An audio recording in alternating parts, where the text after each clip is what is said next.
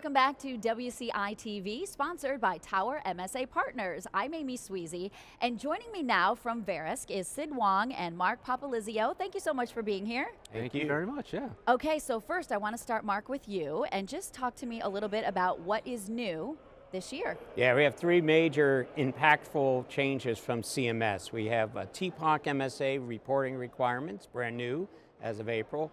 We also have a new zero MSA policy, which started in July of this year. And also in April, we had changes to the amended review process. So all three are going to impact workers' compensation claims and settlements. Okay, so let's break down three things. Right. Start with the first one, which was the TPOC, right? Yeah. Talk a little bit more about that. Sure. TPOC MSA, essentially what CMS is doing now is using the Section 111 reporting process to gather data points related to Medicare set-asides with settlements involving Medicare beneficiaries. Significance of it is that now CMS has visibility into the parties' settlements with Medicare beneficiaries in terms of what they did and didn't do as far as an allocation. All right, and Sid, can you talk a little bit about the impacts of that? Yeah, as Mark indicated, this is a pretty big and significant change in CMS's process.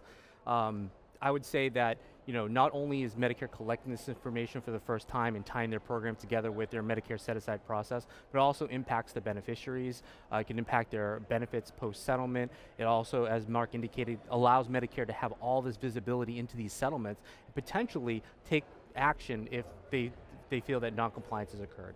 Okay, yeah. And then Mark, the second thing you mentioned was the $0 MSA. What is that? It's another big one. So over the years, if you settle a workers' compensation case, generally on a denied basis, a typical avenue to pursue is a zero MSA allocation. Getting CMS to approve the zero MSA allocation was always difficult over the years. So I guess the good news to many is that as of July 17th of this year, CMS is out of the business of reviewing and approving zero MSAs. You can still do them, but there's a process that you need to be aware of.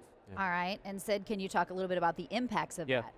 So I think the biggest change is for the industry to get used to the fact that they can no longer have Medicare certify these $0 MSAs. And in fact, Medicare has now indicated that it's up to the parties to determine when it's applicable and to retain the information to support that change. So I would say everybody that is still utilizing $0 MSAs, and as Mark has indicated, still very applicable.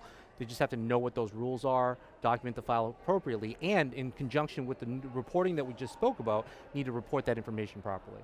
And the third thing that you mentioned was the amended review changes. Yeah. Sid, can you talk a little bit about what? Yeah, the amended review changes is something that was rolled out back in 2017. Medicare has taken steps to revise the criteria around it, but it's a really good opportunity for parties settling the claim with the Medicare set-aside, where Medicare has returned back a value, and there's significant changes in that. You can go back to Medicare and ask them to change that value based on the new documentation. And most recently, Medicare has made an additional change to make it easier for parties to do that. So Mark, can you give us some practical examples of that? Yeah, this is a very positive change. It brings me back to my practice days, and as Sid indicated, up until 2017, if CMS approved a higher amount than you thought they would, you were stuck with that. You couldn't challenge that with a new MSA, to send in a new MSA. Now you can, and as Sid mentioned, the one-year waiting period's gone. And from a practical standpoint, this means for folks who are watching, if you have cases that have remained open because of a high CMS MSA approval, you may now have that opportunity to go back and submit a new MSA to try to get them to approve it at a lower figure, and the one-year waiting period's now gone. So that's a huge advantage. Oh, absolutely, yeah. Can you think of are there other advantages too? Yeah, it could help breathe new life into claims to get them settled. It could help get the case settled up front on an easier basis. This could be very ripe for a settlement project as we head into the final quarter of the year, where parties start to look to settle claims. Maybe there's a couple of your cases in your inventory that would fit the criteria to submit a new MSA.